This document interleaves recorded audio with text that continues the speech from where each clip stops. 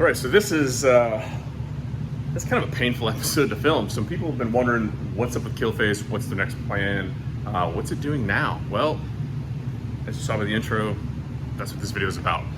Here it is. This is in a storage unit that I rented because I have to cut a whole bunch of stuff and grind and make a much bigger pile of old kILLface parts in order to prep this car for that big pile of tubes right there. That is a more racing fabrication 25 3/2 chassis kit that's going to be installed in kILLface. And the reason we're doing that is because the cage that's in here right now is only certified to go 850. And if you've been following along on our journey here, we have gone 798 with it. So we are already exceeded the chassis certification. So I was kind of at a crossroads. I could continue to push on the car and run it quarter mile at some events, certain events. I didn't want to slow the car down to do drag and drive like drag week and stuff like that. I wanted to run this car as fast as I possibly could. It did go some 5 teens in the 8th mile, and I could have pushed it to the point to try to get it into the 4s with the motor that was in it. But as you can see, the motor that was in it is no longer in it because it's gone. I sold it. I have a new motor coming for it, and when that gets here, I will do a whole video on that. So the whole engine combination is changing. The PTC power glide and converter is going to remain in the car, as well as the Curry 9-inch. Those are going to be 2 of the few remaining components. But at this point right now, I have gutted this car, stripped of it all its wiring. The wiring, as you saw in a previous video that I did, I think last year, was absolutely atrocious. Back here, we're still working on stripping everything down. I got to take my janky no prep weights off. Basically all the panels and interior on the outside are coming out. So I'm in the process of cutting out this 850 cert cage because, well, this is a mild steel cage from S&W Racecars that I did many years ago. It's all MIG welded, it's heavy, it's just not up to the task. You can add a funny car hoop to this and get the car to cert to 750 with the addition of a few bars, but I don't want to stop at 750, and I knew I wouldn't stop at 750, and I also wanted to go a little bit lighter. The reason I cut the front end off of it is we're going to do a tubular front end on the thing. I'm going to retain the Flaming River manual rack right here, as well as the Viking shocks and struts and the stock style K-member, because it's kind of heavy duty, and I still want to be able to street drive the car and do drag and drive events. I was on the fence of whether I was going to keep the factory glass in it, but now I think I'm going to keep it all steel, all glass. I may put a fiberglass deck lid on the thing. Obviously, it's got a fiberglass hood. They came from the factory with a glass hood, but I'm not going to go too banana sandwich with that. But I would like to see this car coming in at less than 3,000 pounds race weight. But right now, what I'm working on is we are cutting apart the interior.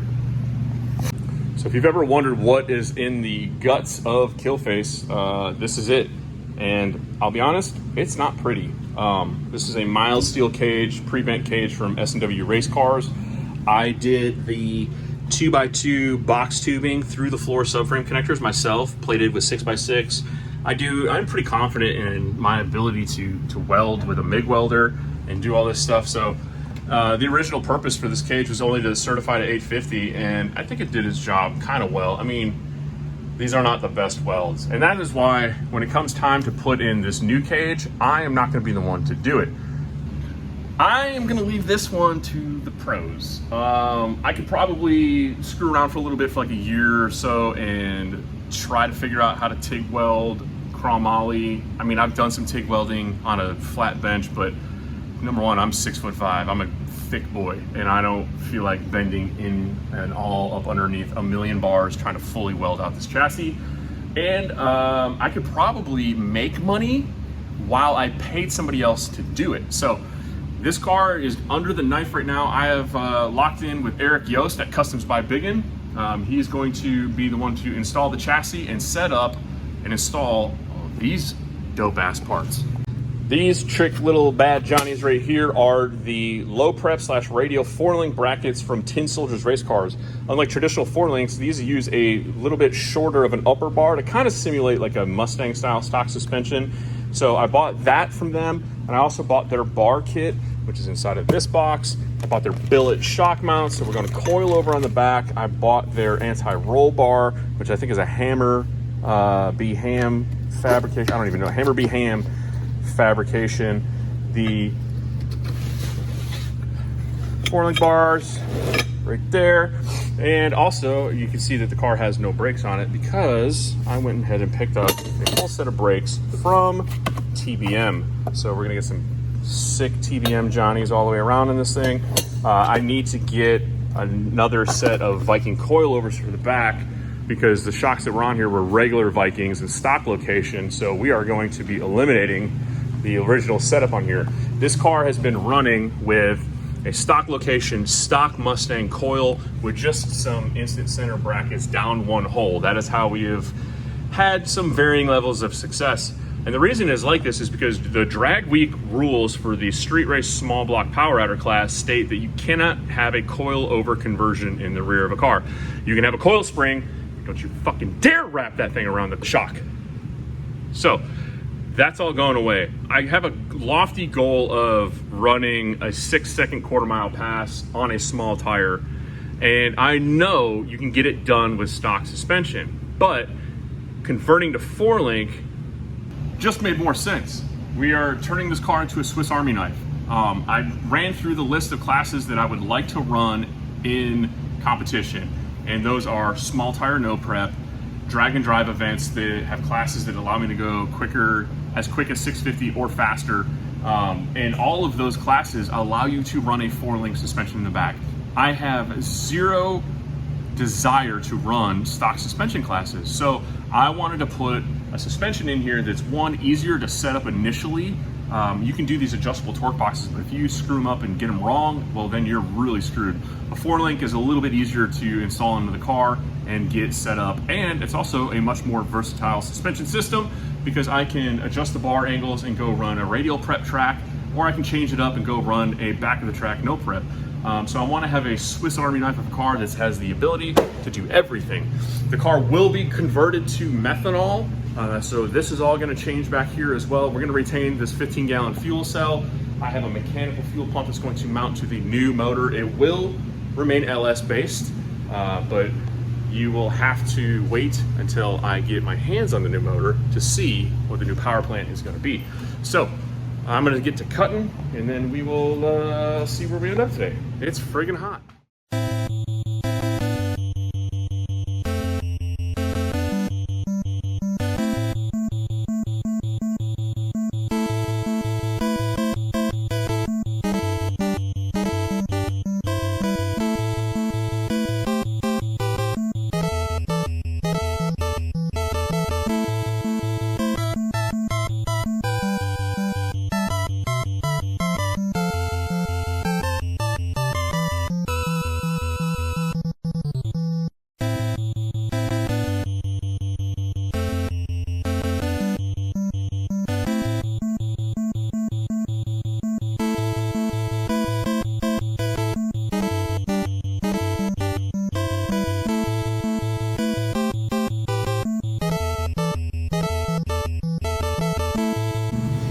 So I'm not entirely sure if the Milwaukee hacksaw is the right tool for the job or the Sawzall, but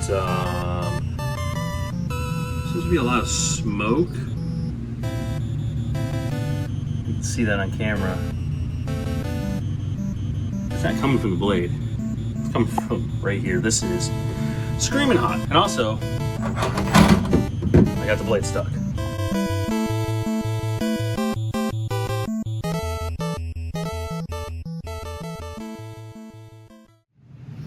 Well, that is that. I'm out of battery packs. So next time I come, I'm actually gonna bring my wired, corded Sawzall and knock this out because I think I'm working the Milwaukee hacksaw a little bit too hard. And I paid good money for that tool. I think cutting through a whole bunch of mild steel 120 wall tubing might be a bit much to ask. But got half the front part of it separated, so all I gotta do now is cut. I'm probably gonna cut this right here and then cut the rear bars back there. That way I don't have to try and like get way up here and just jam the blade all up here. I think it'd be a pain in the ass. So I'll cut it here, there, get rid of the whole top half and the front half of the cage, cut the mains out right here, and then we'll have to break out the grinder and actually start working these out. So the plan with that cage is this whole floor structure, basically everything that's not the outer skin of the body is going to go away, except for like the rocker panels. So these inner rocker panels are going to stay, but all of this back half stuff, this bulkhead that the torque boxes mount to, the wheel tubs are all going away, because this is all going to be filled in with a whole bunch of roll cage tubing going all the way back. So the plan is for Eric Yost to put in the whole roll cage structure and everything going to the back, and then as far as connecting it and tinning it all, meaning putting panels and all that stuff back in, I'm going to do all of that. My plan is, so this will have a whole new floor structure in here with this roll cage kit. If you've ever seen a 25/2/3 chassis, it has a whole bunch of bars on the floor. Basically, it's everything around the driver to protect the driver.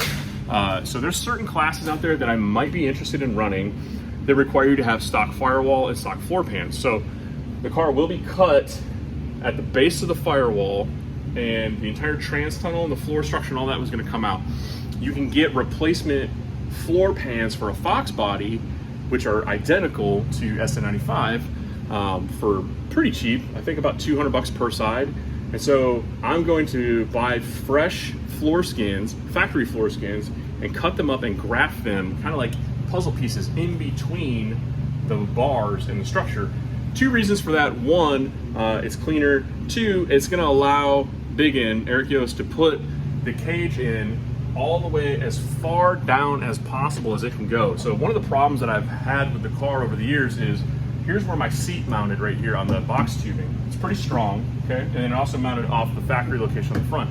The problem with that was it's so dang high. In my head, no matter what I did, would be up in here. I'm 6'5", so I need the car, the seat, to be as low as absolutely possible. So the plan is to put these lower bars and plates in all the way down as far as the bottom of the rocker. That way, the new floor structure will actually be dropped probably inch to an inch and a half lower than what it is from a factory car. We're gonna put a big trans tunnel in it. We're talking about possibly doing double frame rail. I'm not sure if I need it right away. It could be a benefit in the future. But we're gonna have a giant transmission tunnel in there, so I can get inside of it. It'll be very easy to work on. My plan is I'd like to have removable panels on the inside so that I can access the transmission from inside the car if I had to. Even though this car will still have all the carpet and everything, I'm gonna do custom carpet paneling. I've told myself, like, if I'm gonna do this car one more time, it's gonna be the best version of the car that I could possibly build. This is the last time I'm gonna build this car. Say that, but if I'm gonna do it one more time, I'm gonna do it right. And I mean freaking right. So everything you see in here is all gonna get gutted. Basically everything except the outer skin of the car. If you remember the video where I bought the purple Mustang chassis, that was a 25/5 cert. That car was kind of a roadmap to weight loss for an SN95 Mustang, and I'm gonna be copying a lot of that stuff. So that's it. I'm sweaty, it's hot. I gotta go charge some batteries, get some food. I'm out. Peace. This is my outro song, and it's better than Logan and a thong. Hey!